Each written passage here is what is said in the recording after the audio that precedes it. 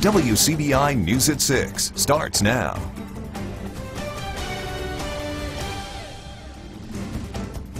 Good evening, everyone. Bond is denied for the man accused in the triple homicide in Artesia. 20-year-old Clark Allen Jr. is charged with capital murder and conspiracy to commit a felony.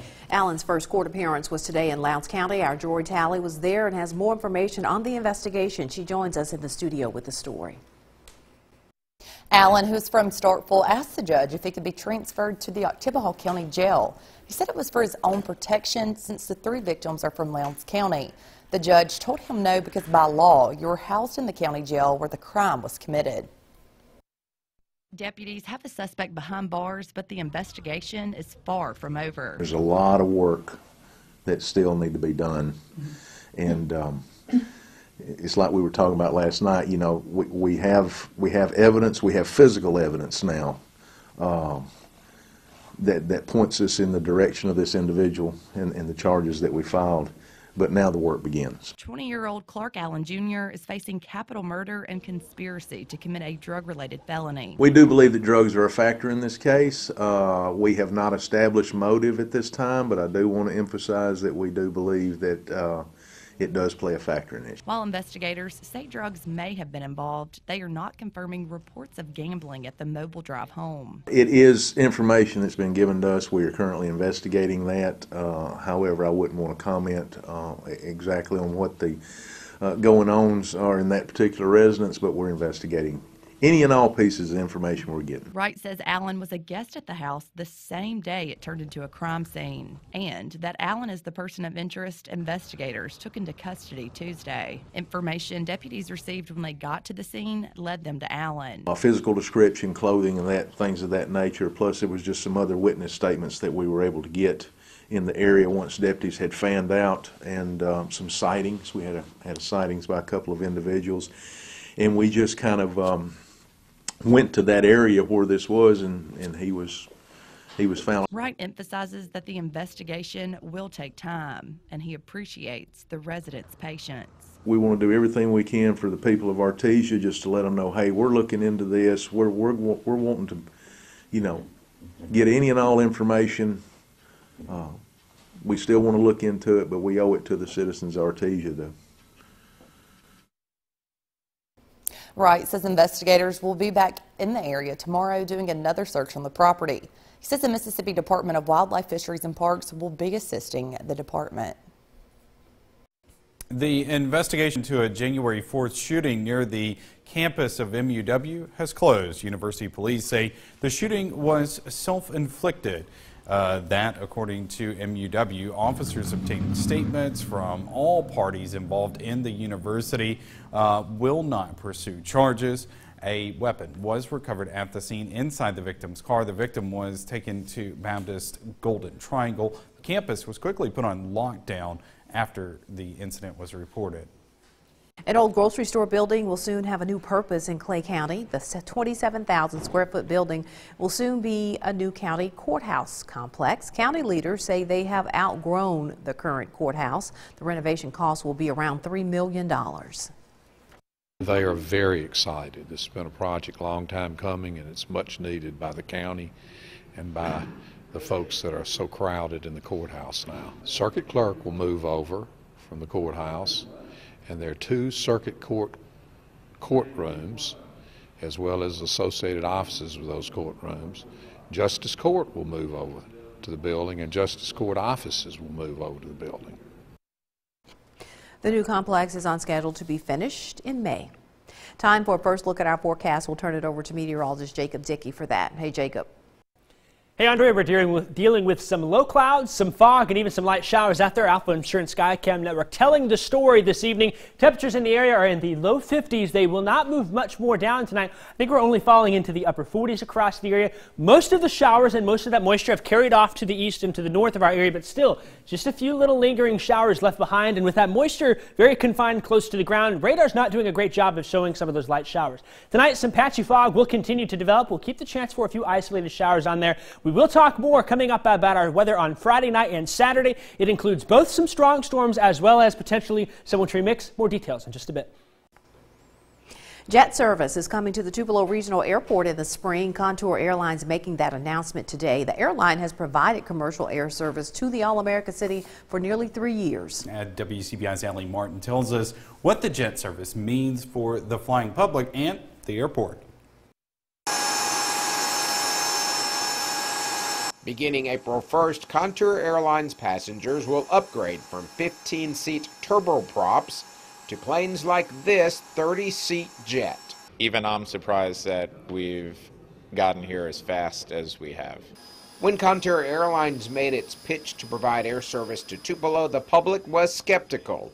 2 previous airlines were plagued with late or canceled flights.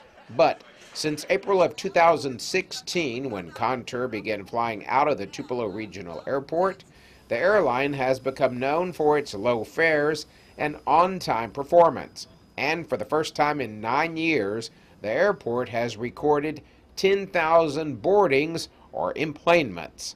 The 30-seat ERJ model means Contour will decrease its weekly flights from 30 to 18. Contour is subsidized by the Alternate Essential Air Service Program.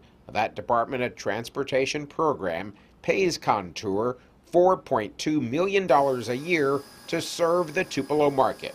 Our service in Tupelo has been so successful that we are willing to operate the 18 frequencies a week with the ERJ for the same level of annual subsidy as what we were receiving with the 30 flights a week on the Jetstream. While there will be less flights per week, the actual capacity on a weekly basis is going up. Contour Airlines' success over the past couple of years means the Tupelo Regional Airport will be able to make some upgrades of its own. Reaching the 10,000 enplanements for the airport then becomes a primary airport and receives a full share of entitlement funds. That money is used to help maintain the airfield, the safety, the pavements, upkeep of it. Tupelo was Contour's first city for commercial service.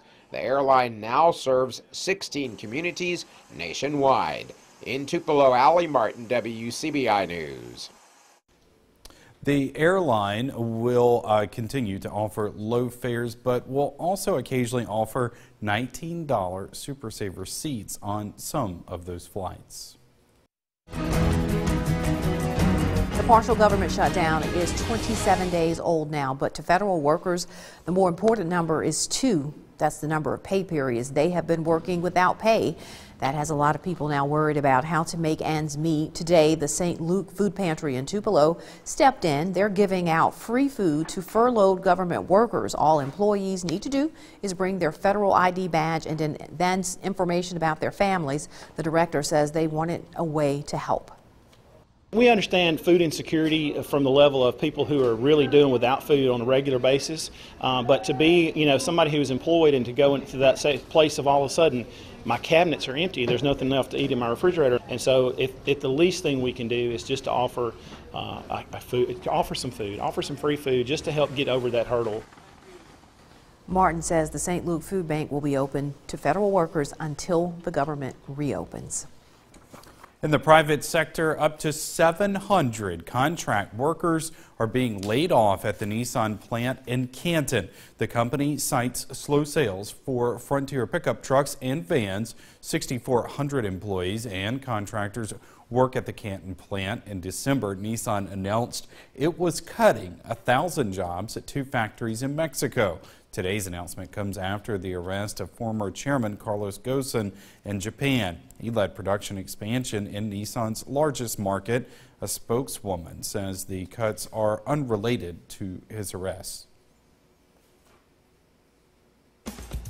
You've heard of an apple for the teacher. How about for the whole school? And we take a look at how one school is putting them to use when we come back.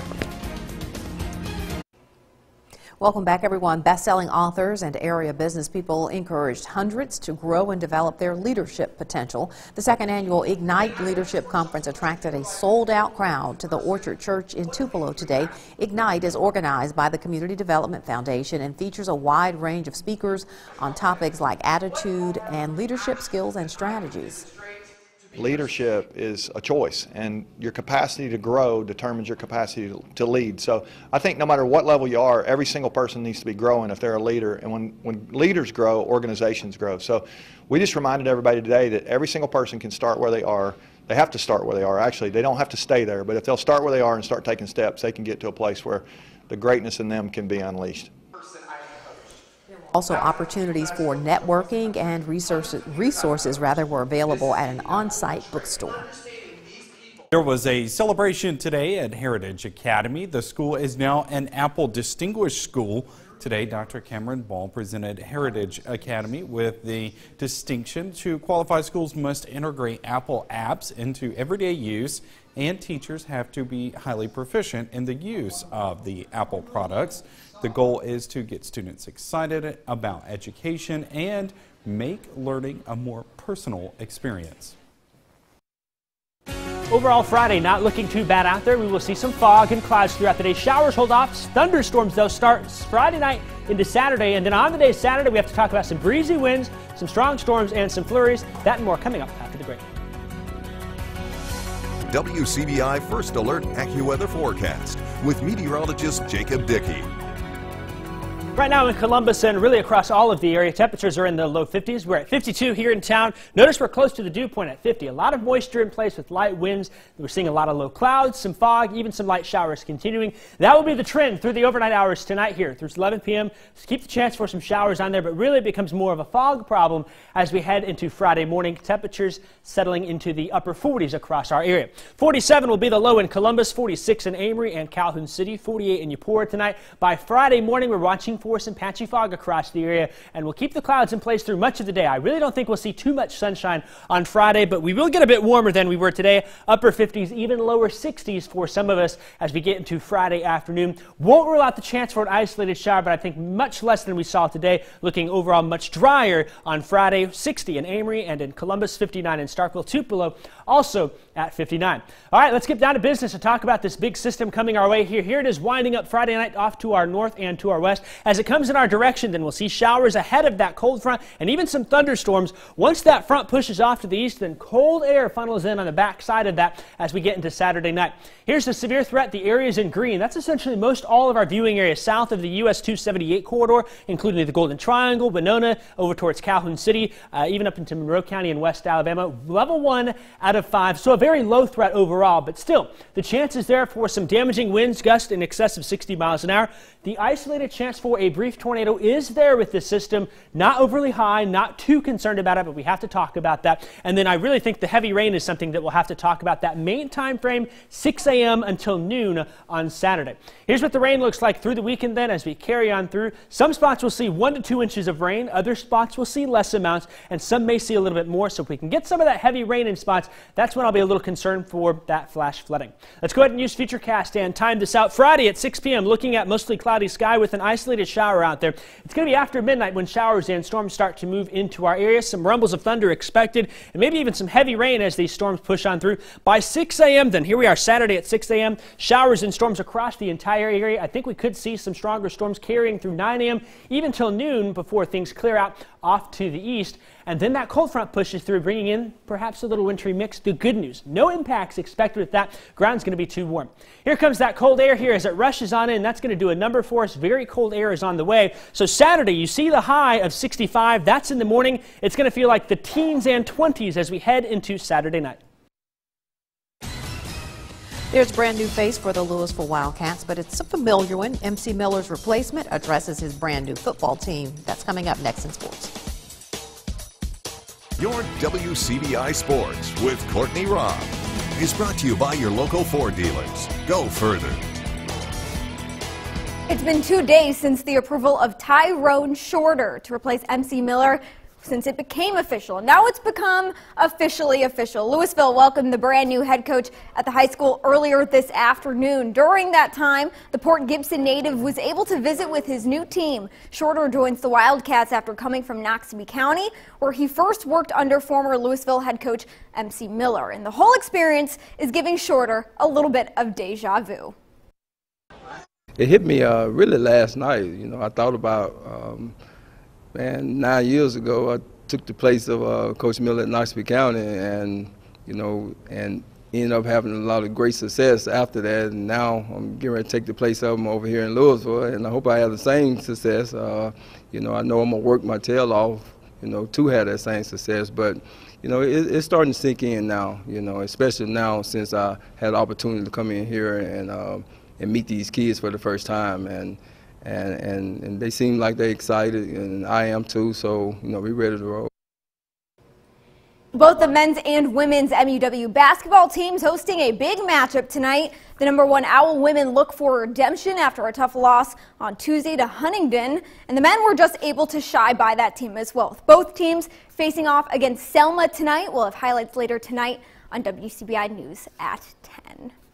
Hill State Hoops just getting underway, hosting #15 South Carolina. The matchup marks the 5th ranked battle for the Bulldog women this season, and both teams are also the only remaining undefeated teams in the SEC right now. South Carolina not exactly coming into this one as the underdog. The last time the two met was in the SEC tournament, with the Gamecocks claiming that victory. But Vic Schaefer isn't counting out the Gamecocks by any means, saying he's noticed from them significant improvement.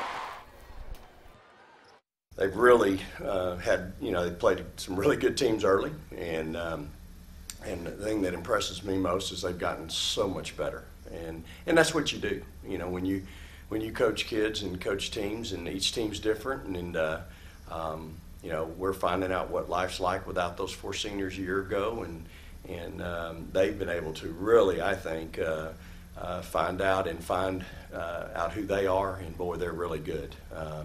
Dawn's got them playing at a very high level, her and her staff, and they've gotten better each week.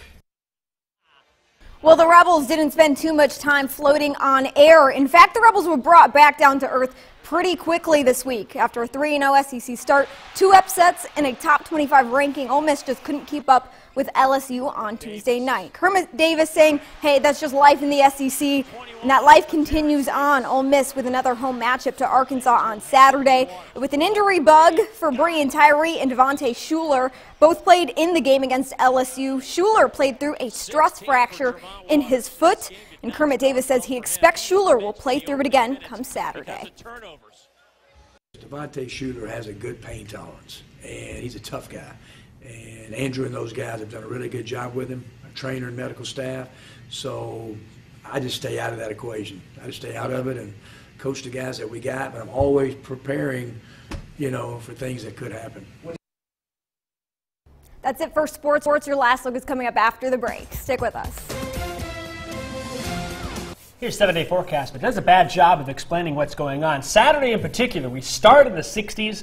By Saturday night, we're going to be in the teens and 20s as far as the wind chill goes. Temperatures taking a tumble after that front rolls on through. Of course, strong to severe storms possible Saturday morning, and maybe a little bit of late wintry mix. No accumulation, no impacts, though. We're too warm early on. There's just not a lot of moisture in place, so not the system for you snow lovers, but really Saturday, a little bit no crazy. Accumulations, but will we clear the grocery store aisles is what I need to know. Yeah. You know, maybe. I'll wait till 10 so I can go. Okay. Oh, that's what you call a tease, folks. All right, thanks for joining us.